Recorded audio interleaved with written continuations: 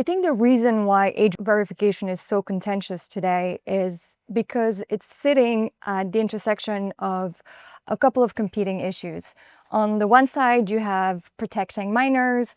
On the other side, you have preserving adults' freedoms. And on the other hand, you also want to preserve privacy. And I think today, the way we're thinking about these issues are they have to be a trade-off. And I just don't think that's the case. And I think that's where we're getting wrong here.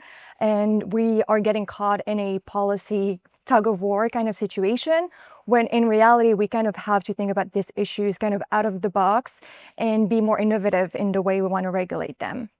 I think the main thing that lawmakers are getting wrong when thinking about regulating age verification is that they, by default, want to make privacy secondary. And their kind of thinking model, they don't think about privacy. They only want to care about compliance and want privacy to come second. But in reality, that doesn't really work out. Privacy needs to be by default in order to be properly preserved. And therefore, when thinking about these issues, they need to prioritize privacy more. And we're seeing in the majority of the regulations that have been put out there, both in the UK, in Australia, upcoming regulations in the US as well, is that privacy is simply not prioritized, and they're just forcing companies to collect a very large amount of data in order to verify people's age.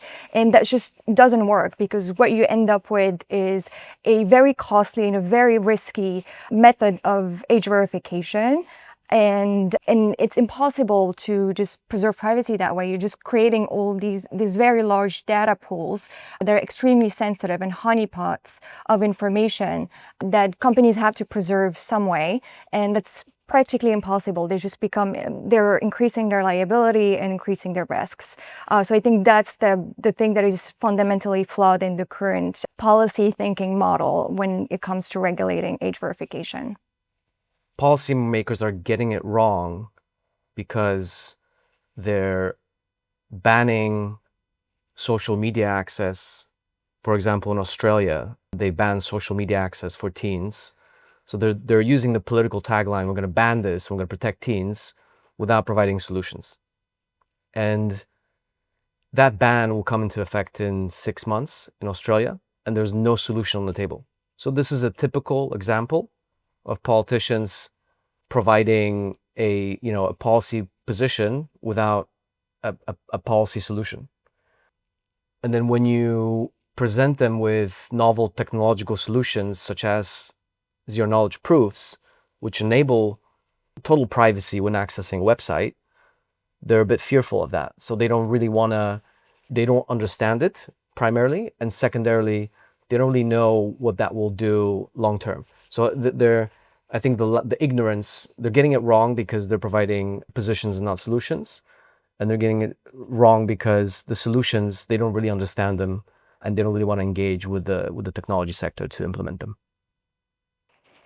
What's really interesting with the potential behind zero knowledge proofs or ZKPs is that you have a way to mathematically verify that someone is a minor, or it is allowed to access content that would only be for an adult without revealing any additional information or data that would be sensitive otherwise to reveal. And the way that operates is that you're able to create a cryptographic proof that someone is of a specific age, again, without revealing that underlying data.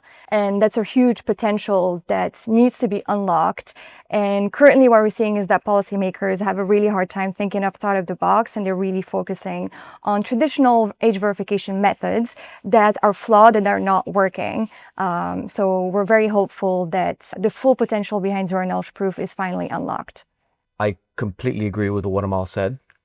I think the only thing I would add is zero knowledge proofs are the only solution where you not only do not have to give your passport identity data over to a third party that will eventually leak it, but it's also the only solution where you don't require to provide any biometric data.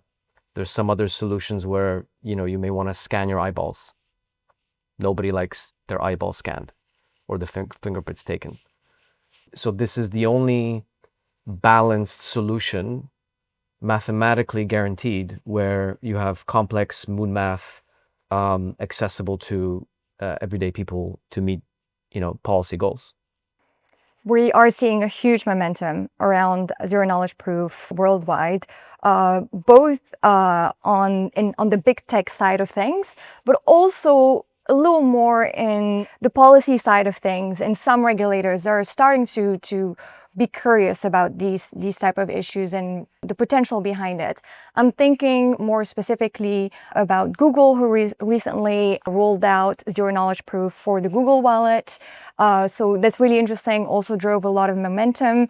I'm also thinking about a pilot program that the French Data Protection Authority rolled out last year as well, where they are testing zero knowledge proof for age verification, which also is very exciting. We're seeing a lot of noise and a lot of positive signals to implement zero knowledge proofs in the real world, not only in Web3, but also in Web2. And as Amal said, Google is introducing certain solutions using zero knowledge proofs into their wallet. They're bad for some reasons, which I'll get into. And I think they're better approaches, which I'll get into in a second as well.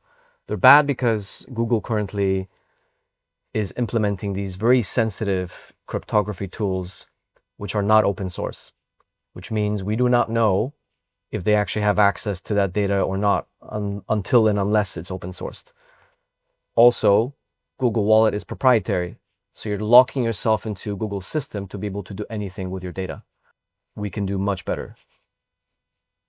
We need to rely on truly open source systems where anybody can verify the code and be sure that it's not going to leak your data. And we need to be using systems that are not proprietary and that can be also interoperable between Web 2 and Web 3. And I think the solution lies in systems which like Google implement zero knowledge proofs into them, but they need to be accessible and usable by everybody, including by governments. And what I would love to see happen more is for not only Google, but governments use these kind of open source, truly open source, non-proprietary, non-profit systems to truly ensure that people's data remains in their hands and gives them total freedom what to do with that data.